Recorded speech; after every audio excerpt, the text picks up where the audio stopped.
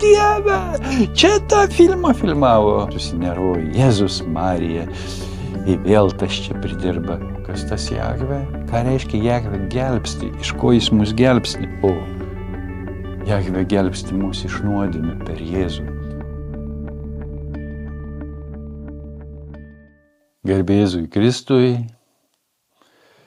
Šalom visiems. Šiandien kalbamės nauja tema. Pradedam savotišką kelionę ryšium su Velykom, išgyvendami gavėnią. Esam pašaukti permastyti tikėjimo tiesas, permastyti Dievo žodį, savo santykį su Dievu. Ir jaunimas čia Kretingos nusprendė, kad labai svarbu pasiaiškinti iš naujo Jėzaus vardo, Jėzaus vardų prasmes, nes vardas toks reikalas Biblijoje, kad jis svarbus labai.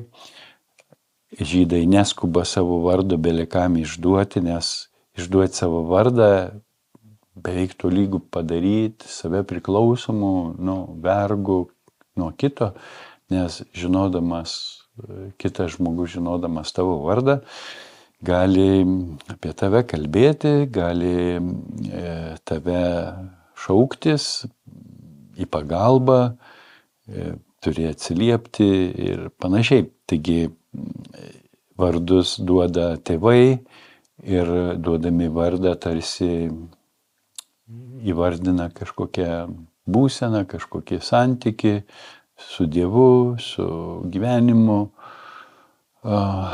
Pas hebrajus daugybė vardų buvo ryšyje su Dievu. Pavyzdžiui, Dovydo vardas reiškia Dievo mylimas. Taigi, nusako tokį kaip ir santykį Dievo su žmogum ir žmogaus santykį su Dievu. Ten, jeigu tautoje neištikimybė, Izaijoje Dievas liepia savo vaikus pavadinti tautos nuodėmės vardais tam tikrą prasme, tarsi, kad būtų kaip koks pranašiškas ženklas, demaskuojantis tautos klaidas, neteisingą santykį su Dievu. Taigi vardas tam tikrą pašaukimo kodą turi. Ir kai mes vadiname vieni kitus vardais, pagarbiai, mes tarsi padedam išsiskleisti tam pašaukimui mumise. Ir kai mes keikime vieni kitus, tai tarsi įpareigojame mes kitą žmogų blogai elgtis, tarsi atiduodame jį velniui, blogiui, tamsai, nuodėmei, vadindami tą žmogų nuodėmės vardu, pavyzdžiui, melagis, tai mes įpareigojam tą žmogų meluoti. Iš kitos pusės mes tarsi įvardinam jo gyvenimo būdą, kad žmogus, kuris nuolat meluoja, užuot mes sakė, ta žmogus meluoja, mes trumpai sakom melagis, bet galbūt teisingiau sakyti, jis meluoja, bet jis nėra melagis, Dievas jo nesukūrė melagių. Mes pašaukti išsivaduoti iš piktojo darbų ir piktojo priklausomybės, kad vadintumės Dievo duotų mums vardu. Duoti vardą reiškia duoti užduoti.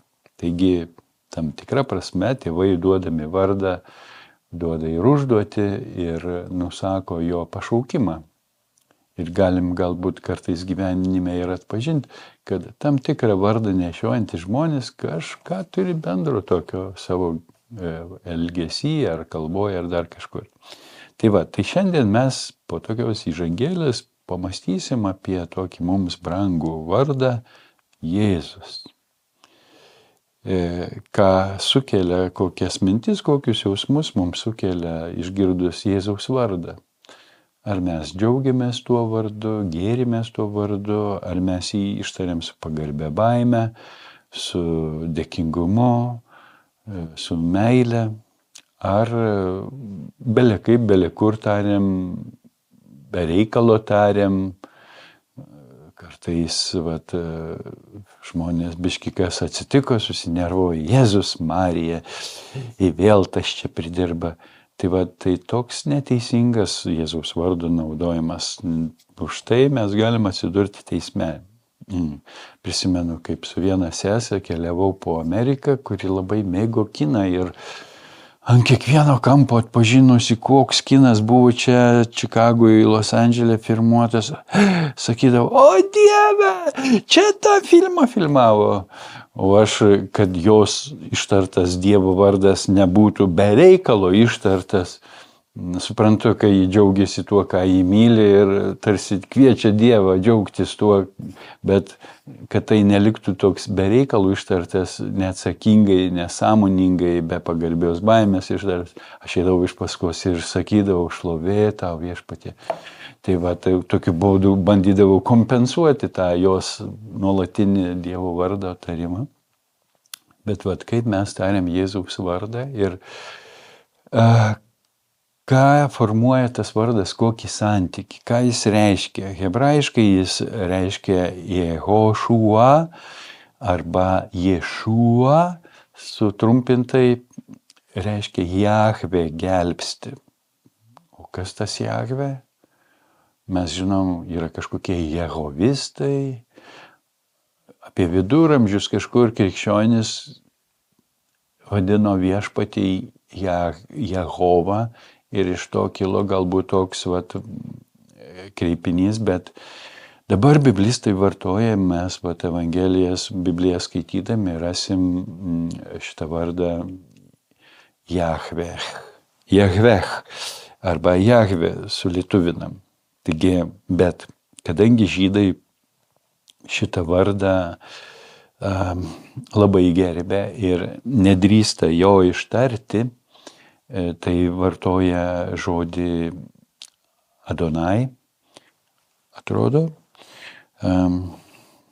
Adonai, viešpats, ir net rašo tą Jahveh rašo tik priebalsės, o balsės buvo tarsi paslaptis ir panaudodami iš Adonai balsės perdeda į Jahveh ir prie tų priebalsių ir gaunasi Jahveh.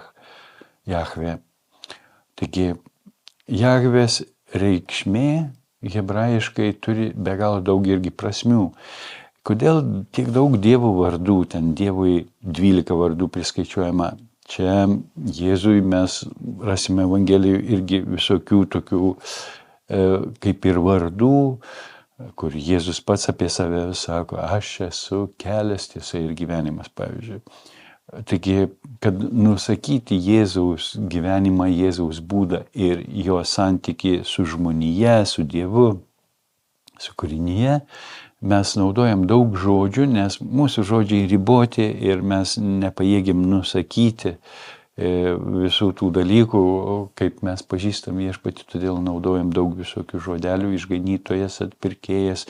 Pagal tai, ką jis daro mūsų gyvenime, mes bandom įvardinti jo veikimą ir tie visi vardai kartu kuria ir mūsų santykį su Dievu. Dabar Jahve gelbsti, Jėzaus vardas Jahve gelbsti, o Jahve yra tas, kuris, kaip prisistatė Mozei, tarsi išdavė savo vardą, kai Mozė klausė, kaip aš pasakysiu izraelitams, kas mane siuntė.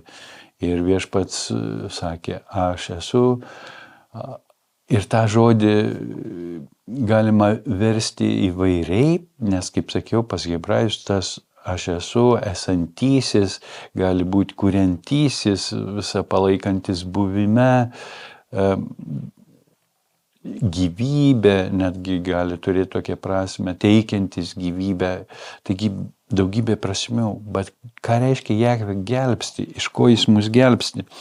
Jis gelbsti mus, kaip angelas pranašavo, Mato Evangelijoje, kaip apsireiškė